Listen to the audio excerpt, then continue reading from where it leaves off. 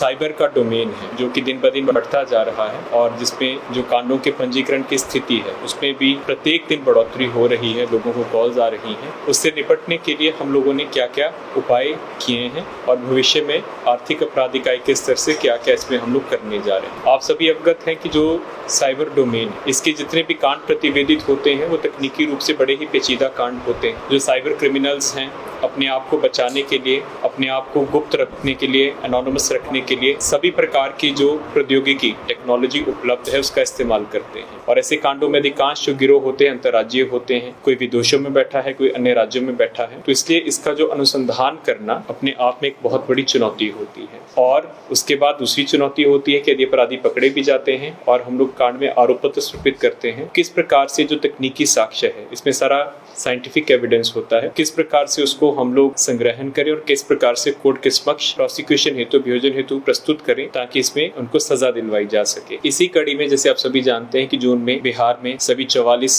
Rail जिला और police जिला में साइबर थाना का सृजन किया गया। अब उनको सशक्त करने के लिए और उनके क्षमतावर्धन के लिए और हैंड होल्डिंग के लिए जो फोरेंसिक साइबर लैब, उसका हम लोग स्थापना करने के लिए जा रहे हैं। आर्थिक अपराध इकाई जब से शुरू हुई है, पहले यहाँ पे एक छोटा सा साइबर का हम लोगों का सेटअप हुआ करता था जिसको धीरे धीरे क्षमतावर्धन किया गया। वर्ष 2022 में जो MHA की योजना है, आप सभी ने निर्भया फंड का नाम सुना होगा, उसके अंतर्गत CCPWC योजना होती है, cyber crime prevention against women and children. उसके नीचे लगभग 3.25 करोड़ रुपए की जो हम लोगों को अनुदान प्राप्त हुआ था राज्य सरकार से, उससे हम लोगों ने ये स्टेट साइबर फोरेंसिक लैब कम ट्रेनिंग सेंटर के नाम से इसका स्थापना किया गया। और इसको प्रोन्नत और उन्नत करने के लिए जो लेटेस्ट सॉफ्टवेयर हैं और हार्डवेयर हैं, तकरीबन 12 तरीके का सॉफ्टवेयर और उन्नत तकनीकी का 6 तरीके का हार्डवेयर यहाँ पे अभी तक इंस्टॉल किया गया। हम लोग जो भी जिला से कांड प्रतिवेदित हो रहे हैं उनका तकनीकी अनुसंधान में सहयोग यहाँ से हम लोग उपलब्ध करवाते हैं। लगभग 94 केसेस में हम लोगों ने अभी तक, जब से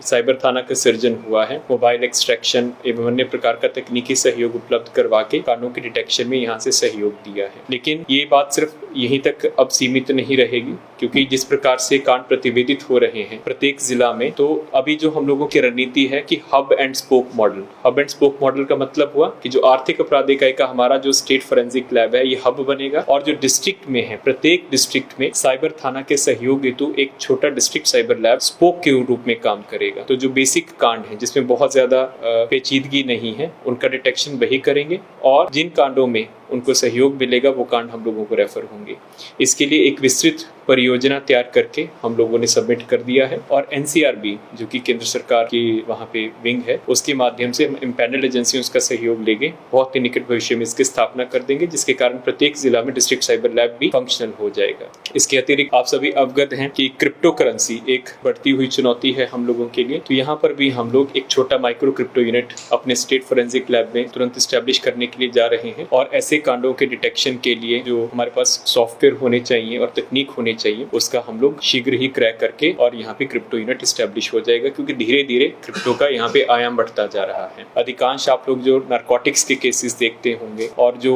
साइबर रैंसम के केसेस उसमें जो भी फिरौती मांगी जाती है अधिकांश क्रिप्टो के माध्यम से ही मांगी जाती है। आर्थिक अपराध इकाई नारकोटिक्स के लिए भी पूरे राज्य की सबसे नोडल इकाई है, पूरे राज्य के लिए, बिहार राज्य के लिए। और जो भी हम लोगों ने विश्लेषण किया है, जो बड़े बड़े नारकोटिक्स के गिरोह हैं जो कि गांजा तस्करी या अन्य प्रकार के मादक द्रव्यों और पदार्थों में जो सम्मिलित रहे हैं, अब धीरे धीरे डार्क नेट, आप सभी सुने होंगे, डार्क नेट के माध्यम से ही उनकी ट्रांजैक्शंस हो रही हैं, उसी के माध्यम से ही उनकी डील्स होती हैं, उसी के माध्यम से ही उनको पैसा जा रहा है। तो इसी के जब विश्लेषण किया हम लोगों ने, जो अभी केसेस दर्ज हुए हैं और हम लोगों ने NCB के माध्यम से और अन्य लोगों के भी वो लोग क्या क्या कर रहे हैं, तो उसके लिए हम लोग डार्क नेट के विश्लेषण के लिए एक डार्क नेट लेबोरेटरी वो भी निकट भविष्य में आर्थिक अपराध इकाई में स्टैब्लिश करने के लिए जा रहे हैं और ये बहुत बड़ा बिहार राज्य में साइबर के डोमेन में क्षमतावर्धन हो। ये दोनों प्रस्ताव बहुत ही एडवांस्ड स्टेज पर हैं और बहुत ही जल्दी इनका हम लोग क्रैक की शुरुआत करेंगे। 1930 हेल्पलाइन में कि बिहार राज्य अग्रणी राज्यों में है, जिसमें हम लोग लगभग 100% कॉलों को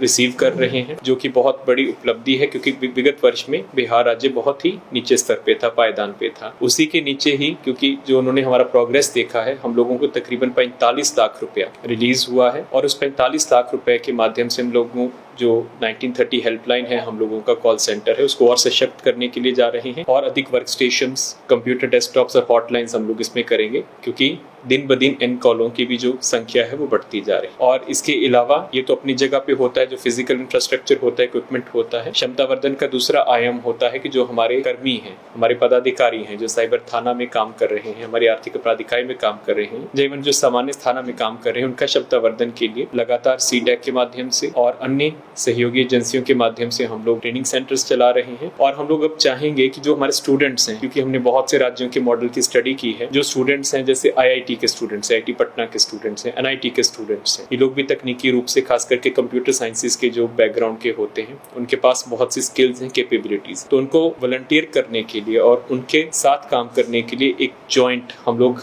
मेमोरेंडम ऑफ अंडरस्टैंडिंग MOU हम लोग एडवांस्ड स्टेज पर है। IIT पटना का एक आई विश्लेषण हब करके उनके यहाँ पर है, जो कि साइबर लैब भी है और साइबर डोमेन में वो नई नई तकनीकों को और प्रौद्योगिकियों को विकसित करता है। उनके साथ हम लोग MOU करने के लिए जा रहे हैं, जिससे हम लोगों को उनकी जो कैपेबिलिटीज है, उनकी जो स्किल्स हैं, उनकी जानकारी होगी और इसके बदले वो हमारे साथ जुड़ के साइबर डोमेन में रिसर्च भी कर पाएंगे अपने एकेडमिक परस्यूट के लिए। तो ये भी बहुत जल्दी हम लोग उसको करने के लिए जा रहे हैं। और इस प्रकार से जो आर्थिक अपराध इकाई है, पूर्ण रूप से एक जो नोडल इकाई है साइबर की, इसमें और नए आयामों को जोड़ते हुए इसको एक स्टेट ऑफ द आर्ट इकाई in terms of forensic lab and in terms of training निकट भविष्य में हम लोग विकसित करेंगे।